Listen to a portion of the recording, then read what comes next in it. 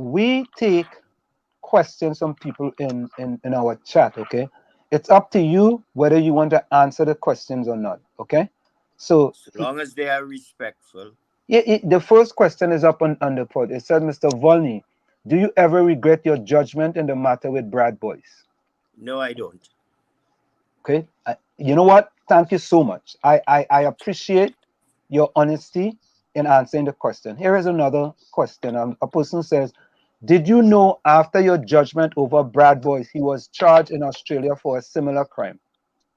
I don't follow the fate of people who come in my court. How would I know that? But it is disheartening to hear that the opportunity that he had as a result of the Privy Council not sending his matter back for retrial, that he has not used it properly. Okay.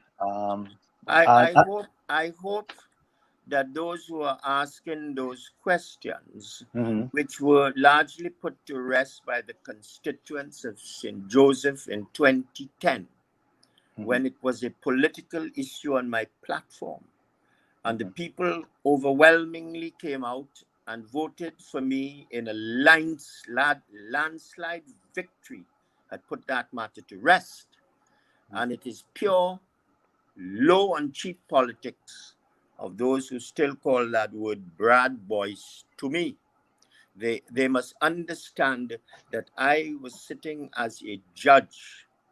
I had a similar decision to make as appeared in the George Floyd case when it came to causation and cause of death. And there were two different prognoses put forward by two different people. And I needed to decide the issue, which was a judge's issue, on whether I should have accepted the evidence of an unknown purported forensic pathologist. And I asked the state for evidence, which they did not produce. And I took it upon myself to take the decision that I did. The Privy Council, they criticized how I got to do it, not that I had done it. Thank you so much. And then I jump in. Here is another question, Mr. Volney. Mr. Volney, what are your feelings about Section 34? I was the architect, the sole architect of Section 34. There was no one in the Parliament who at that time had 16 years of experience in the criminal assize courts in Trinidad and Tobago as I had. And I was quite conscious of the hundreds of young black men, largely 95% black, who were languishing in prison in the remand yard without bail, without trial.